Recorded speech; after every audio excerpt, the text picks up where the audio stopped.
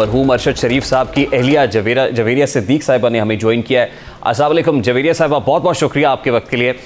جویریہ صاحبہ, یقیناً کوئی بھی اقدام ارشد شریف صاحب کے خلا کو پر نہیں کر سکتا. آپ کا دکھ, آپ کا غم, آپ کا صدمہ بہت گہرا ہے, لیکن آج سپریم کورٹ آف پاکستان سے, کیونکہ اس وقت سے اس سانحے کے بعد سے مطالبہ کیا جا رہا تھا کہ اس پر سو موٹو نوٹس لیا جائے, آج سو موٹو نوٹس لیا گیا ہے. کیا آپ اس اقدام سے مطمئن ہیں؟ جی, یہ چیز خوش آئند ہے کیونکہ ہم نے بھی لیٹرز لکھے تھے فیملی نے, اور اس کے بعد جو ہے وہ عوام کی بہت بڑی تعداد اپنے لیٹرز بھیجنا شروع ہو گئی تھی سپریم کورٹ. اس میں ہزاروں خطوط جو ہے وہاں پہ پہنچے, اور اس کے بعد جو ہے آپ کو پتہ ہے سو موٹو ہوا ہے, تو اب تھوڑی سی امید ہے کہ انصاف کی طرف جو ہے وہ یہ پہلا قدم ہے. مطلب آپ کو پتہ ہے جدوجہد تو بہت طویل ہوگی, لیکن جس طرح سے حکم دیا گیا ہے کہ ایف آئی آر درج کروائی جائے, تو وہ ارشد کی والدہ کی مدعیت میں جو ہے وہ درج کروائی جائے گی. دوسرا یہ ہے کہ فیکٹ فائنڈنگ کمیٹی کو کہا گیا ہے کہ وہ اپنی رپورٹ دیں, تو وہ بھی جو ہے وہ اس طریقے سے سبمٹ کروائی جائے گی. اور میں یہ کہوں گی کہ ایف آئی اے وہ رپورٹ ہمیں بھی دے اس سے پہلے کہ میڈیا میں جو ہے وہ سرکولیٹ ہونا شروع ہو جائے. جی اچھا, عدالت کی جانب سے سیکرٹری داخلہ اور سیکرٹری خارجہ کو طلب کیا گیا تھا, اور پھر یہ کہا گیا کہ ایف آئی آر کا اندراج آج شام تک ہو جانا چاہیے. تو یہ معاملہ سیٹل ہو گیا ہے کہ ایف آئی آر اب ان کی والدہ محترمہ کی مدعیت میں ہی ہونے جا رہی؟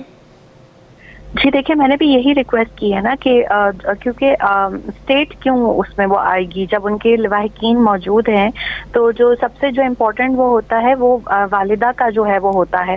تو والدہ کی طرف سے جو ہے ان کی مدعیت میں جو ہے وہ درج کروائی جائے, اور مجھے ایسا لگتا ہے کہ تھوڑی دیر تک درج ہو جائے گی.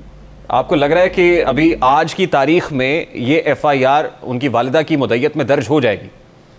جی, کیونکہ سپریم کورٹ نے کہا ہے نا, تو اب میرا خیال میں سارے جو ادارے ہیں وہ اس کے تابع ہیں, تو انہیں فوری طور پر جو ہے وہ یہ کرنا چاہیے, اور میں بھی چیک بھی کرتی ہوں متعلقہ حکام سے. ٹھیک. اچھا, دوسری امپورٹنٹ بات یہ ہے کہ تحقیقاتی جو کمیٹی کی فائنڈنگز ہیں وہ عدالت میں جمع کرانے کا کہا گیا, اور پھر آپ نے بھی کہا کہ یہ پہلے آپ کے ساتھ شیئر ہونی چاہیے. تو ابھی تک جب سے وزیر اعظم کی ہدایت پر یہ کمیٹی کانسٹیٹیوٹ بھی ہوئی, اور پھر کمیٹی کینیا بھی گئی, دبئی بھی گئی, وہاں سے بھی تحقیقات کی گئی, جو ایویڈنسز ہے وہ اکٹھے کرنے کی کوشش کی گئی, تو کسی مقام پر کسی موقع پر آپ کے ساتھ کوئی انفارمیشن شیئرنگ نہیں ہوئی ابھی تک؟ جی, میری ان سے کافی طویل جو ہے وہ بات ہوئی تھی. کچھ چیزیں انہوں نے مجھ سے پوچھنی تھیں اور کچھ میں نے ان سے پوچھنی تھیں, تو ہماری اس حوالے سے کافی جو ہے وہ ڈسکشن ہوئی تھی, اور وہ میرے خیال میں اس فیکٹ فائنڈنگ رپورٹ کا حصہ ہوگی. اور میرے بھی کچھ کنسرنس تھے جو کہ میں نے ان سے پوچھے تھے, تو انہوں نے مجھے اس کا جواب دیا تھا. اور اب میں یہ چاہتی ہوں کہ جو انہوں نے مکمل وہ جو فائنڈنگ کی ہے وہ ہمیں بتائی جائے کہ باقی سب کا کیا اس پہ موقف ہے.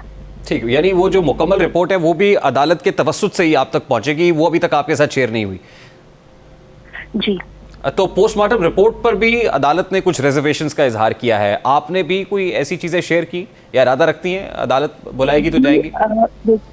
دیکھیے, وکلاء جو ہے وہ ریپرزینٹ کریں گے, میں عدت میں ہوں, لیکن اگر بلایا تو پھر میں جاؤں گی آف کورس, اور میرے جو سارے کنسرنز ہیں وہ میرے وکلاء جو ہے وہ پیش کریں گے وہاں پہ. جو پوسٹ مارٹم رپورٹ ہے نا, وہ دونوں میں تضاد ہے. ایک رپورٹ کہتی ہے کہ ان پر تشدد نہیں ہوا, دوسری رپورٹ کہتی ہے ان پہ تشدد ہوا ہے. تو یہ جو چیزیں ہیں اب قانون نافذ کرنے والے ادارے اور جو ہمارے اپنے انصاف والے ادارے ہمیں بتائیں گے کس طریقے سے وہ چیزوں کو ٹیک اپ کریں گے, کیونکہ آج ایک کمپلیٹ رپورٹ نے مجھے دوبارہ دی ہے, پہلے انہوں نے آدھی رپورٹ دی تھی.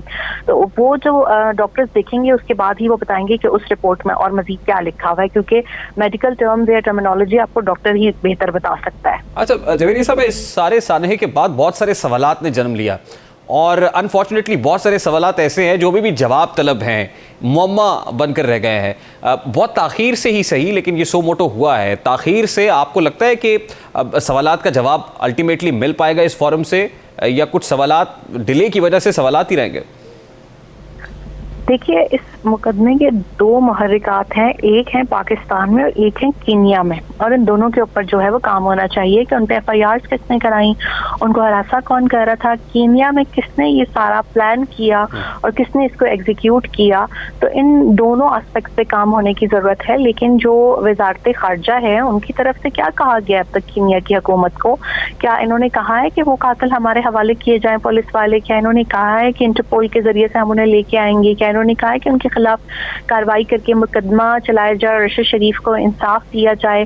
اور ایسا کیوں کیا انہوں نے کہ پاکستانی سٹیزن اور پاکستان کے اتنے بڑے صحافی کو اس طریقے سے انہوں نے بہیمانہ طور پر قتل کیا؟ मुझे तो नहीं लगता कि ऐसी कोई खत किताबत इन दोनों मुल्कों के दरमियान हुई है। ये पता चला कि प्राइम मिनिस्टर साहब की प्रेसिडेंट ऑफ कीनिया से बात हुई है, उसके बाद क्योंकि सेक्रेटरी खारजा भी थे, तो सेक्रेटरी खारजा से आपकी कोई बात हुई या दफ्तर खारजा के हुक्काम से इस मामले पर कोई कॉरेस्पॉन्डेंस हुई हो? दफ्तर खारजा से और वजारत ये जो आपकी है, ये जो दाखिला, इसमें से किसी ने भी मुझसे रब्ता नहीं किया आज की तारीख तक।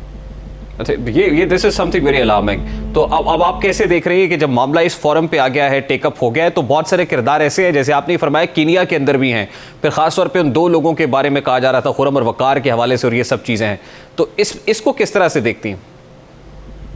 देखिए, इस केस में मैंने ये देखा, क्योंकि मैं टीवी नहीं देख पा रही थी और मैं अभी भी बहुत ज़्यादा ग्रीफ में हूँ कि बहुत सी नई नई चीज़ें भी सामने आ रही हैं, ठीक है, और मैं सिर्फ खामोशी से इसलिए देख रही होती हूँ कि ये आया कि ये चीज़ ठीक भी है या नहीं ठीक है, क्या कहीं ये लोग अटेंशन सीकिंग के लिए, या एक होता है ना आप लोग अपनी उसके लिए भी आ जाते हैं, शोहरत के लिए, कहीं इस तरीके से तो नहीं कर रहे। तो अब चूंकि मैं अपने वकला से मशवरा करती हूँ, तो मैं उनसे कहती हूँ कि मुख्तलिफ चीज़ों को आप देखें।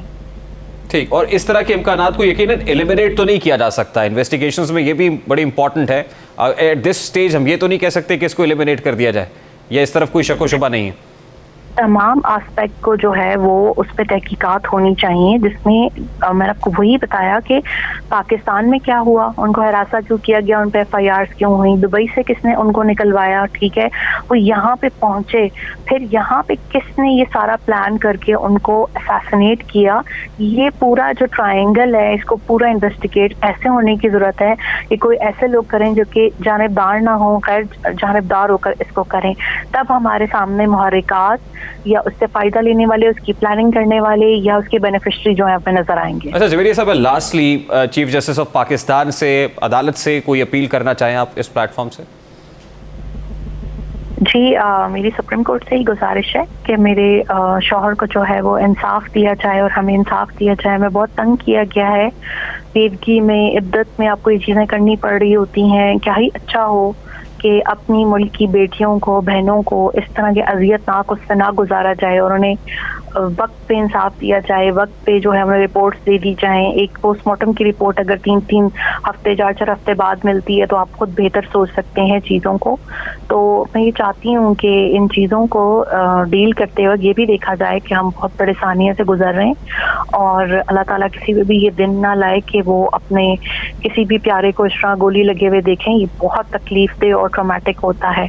तो चीज़ों को इस तरीके से मीडिया को और तमाम इदारों को डील करना चाहिए कि हम बहुत ज़्यादा तकलीफ में और हमें अजियत ना दी जाए किसी भी चीज़। हमारी दुआ है कि अल्लाह ताला आपको और आपके अहले खाना को सब्र अता फरमाए और फिर इंसाफ की फराहमी भी मुमकिन हो सके। बहुत बहुत शुक्रिया। जवेरिया सिद्दीक साहिबा हमारे साथ मौजूद थी। और अभी ये खबर आ रही है कि अरशद शरीफ कत्ल केस का मुकदमा थाना रमना में दर्ज कर लिया गया है और 3 अफराद को इस केस में नामजद भी किया गया है। जो 3 अफराद जिनको नामजद किया गया है उनमें वकार अहमद है, खुरम अहमद और तारिक अहमद वसी हैं।